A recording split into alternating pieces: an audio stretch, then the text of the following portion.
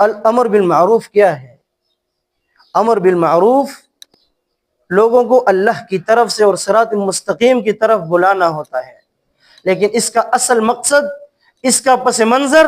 اس کا back ground کیا ہے؟ اس کا پس منظر یہ ہے کہ پہلے آپ نے اپنے آپ کو صراط مستقیم پہ لانا ہے۔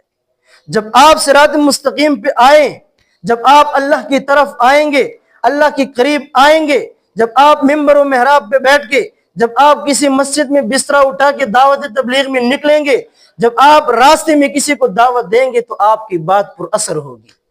آپ کی وہ بات اس کے دل میں اترے گی، اور آپ کی اس بات پہ اس کے لیے عمل کرنا آسان ہوگا۔ یہ امر بالمعروف ہے، اس کے اصول یہ ہیں، اس کا بیک گراؤنڈ یہ ہے کہ پہلے خود کو صراط مستقیم پہ لانا ہے، پہلے وہ عمل اپنے اندر لانا ہے، تب دوسروں کو بتانا ہے۔ جب آپ دوسروں کو بتائیں گے تو وہ بات اس کے دل میں اترے گی۔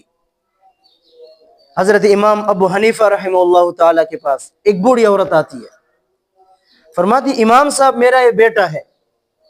یہ گڑ بہت زیادہ کھاتا ہے، گڑ کا استعمال زیادہ کرتا ہے، اور میٹھی چیز کا استعمال زیادہ کرنا یہ بھی فائدہ مند نہیں ہے زیادہ۔ بعض اوقات میٹھی چیز کا استعمال اچھا بھی ہے صحت کے لیے، لیکن مضر بھی ہو سکتی ہے۔ اب وہ بوڑھی عورت آئی، امام صاحب سے کہنے لگی امام صاحب میرا ایک بیٹا ہے،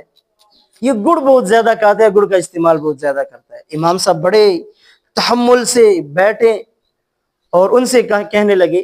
کہ آپ کل تشریف لائیں، ساتھ بیٹے کو بھی لے آئے گا۔ اب وہ بوڑھی عورت چلے گئی، وہ کل واپس آئے، اسی وقت پہ امام صاحب سے کہنے لگے کہ امام صاحب میں کل بھی آئی تھی اور آپ سے بیٹے کی شکایت لے کر آئی ہوں، گڑ بہت زیادہ کھاتا ہے، گڑ کا استعمال زیادہ کرتا ہے۔ تو امام صاحب نے ہاتھ پھیرا اور کہنے لگے کہ بیٹا گڑ کا استعمال کم کریں، گڑ نہ کھایا کریں۔ وہ عورت بڑی حیران ہو گئی اور امام صاحب سے کہنے لگی کہ امام صاحب یہ بات تو آپ کل بھی کر سکتے تھے، آپ نے اتنی تکلیف دی ہے، کل مجھے واپس بھیجا، آج دوبارہ آنے کا کہا ہے، تو یہ بات تو آپ کل بھی کہہ سکتے تھے۔ لیکن امام صاحب نے بڑے اچھے انداز میں جواب دی ہے کہ اے میری بہن، میں نے کل خود گڑ کا استعمال کیا تھا، اس لیے میں یہ نہ کہہ سکا، اور اس لیے آج بلایا، اور میں نے عزم کیا تھا کہ کل میں میٹھی چیز کا استعمال نہیں کروں گا تاکہ میری بات اس کے دل میں اترے۔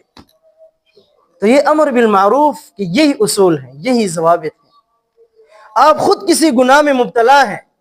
اور دوسروں سے کہتے ہیں، کہہ تو سکتے ہیں، لیکن آپ کی وہ بات اس کے دل میں نہیں اترے گی، آپ کی وہ بات اس کے دل کے اوپر اثر نہیں کرے گا،